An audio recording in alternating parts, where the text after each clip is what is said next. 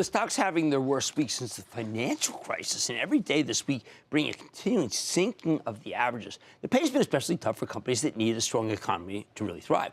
Take Clean Harbors, CLH. It's the leading player in the hazardous waste disposal business. Here's a stock that's given you some phenomenal gains over the past couple of years. It's been one of our favorites because in addition to helping put things back together after natural disasters, they also help industrial companies and energy producers with environmental cleanup. However, it has been a very bad week for Clean Harbors. Stock's down 21% from its highs, in part because the whole market's rolling over, and in part because they reported Wednesday morning, and the numbers were a tad off. The company posted a top and bottom line miss. Management's full-year guidance was merely okay. That's not good enough in a market that's looking for any excuse to sell.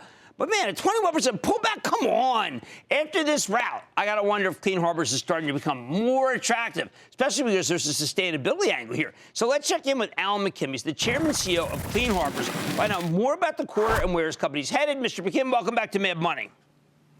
Hey, great to be with you again, Jim. Thank you. All right, Alan, I know your company. Your company is not a wildly cyclical company. It's a secular grower, particularly at times where there are people who are worried about things being clean, and we know that's every day now.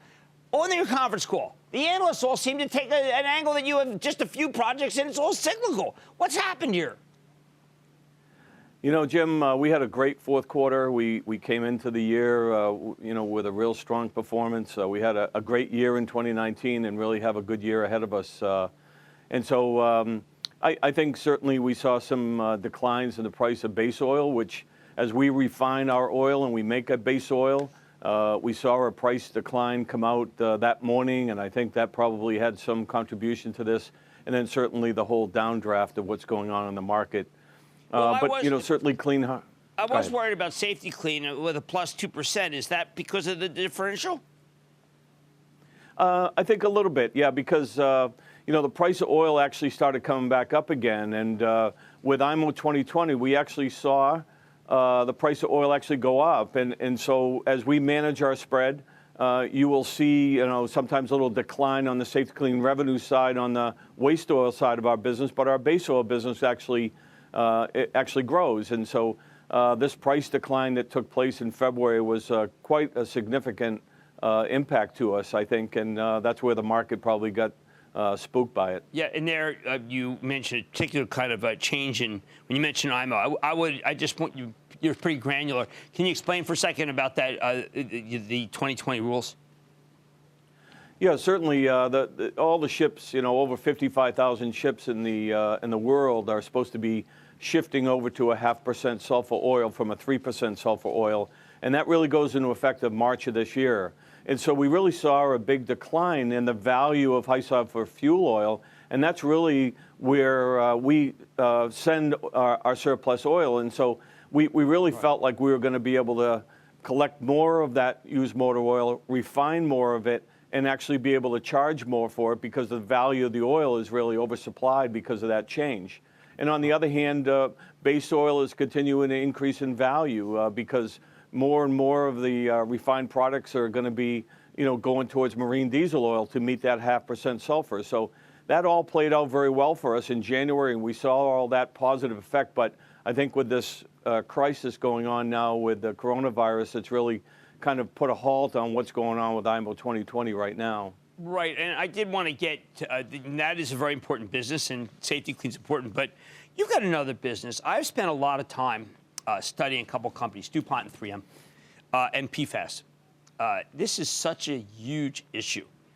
It's right up your alley. Can anyone else even handle PFAS besides Clean Harbors?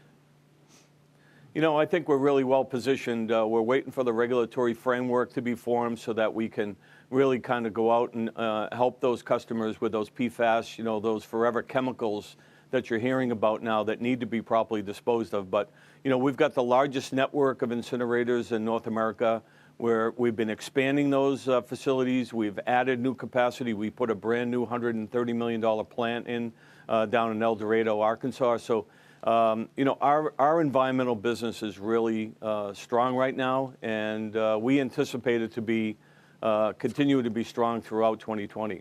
Now, are you surprised at all, as I am, that even though the president is allegedly violently anti-regulation, your industry's regulation has only increased this whole time?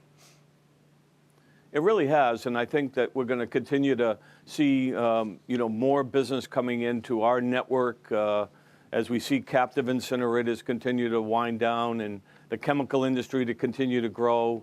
We're just seeing a lot of strong volume coming out of, the renaissance here in the United States with manufacturing and chemical production. And I think the low price of natural gas has really stimulated a lot of that development.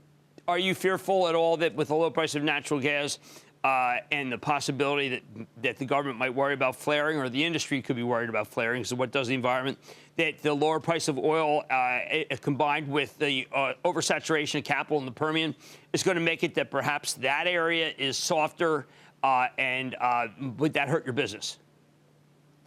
I don't think it's going to hurt our business. I mean, when we look at the oil that we collect, we're the largest collector of waste oil in North America, almost 250 million gallons. Okay. And so taking that oil and picking that oil up and charging customers to basically take that hazardous waste away and then re-refine it and recycle it, that whole sustainability effort that we have, customers are really buying into that and buying our refined product back. So I don't think what's going on with the drilling rig count out there or anything like that is really having any impact at all on our recycling business. Okay, good. So you are a definite ESG player. Let me just ask you one last question. I think you got some dangerous work that you do, and it's a little more dangerous than people realize. And you don't know it until you get in it and have to do it and maybe get stuck in it. I saw this program where you did that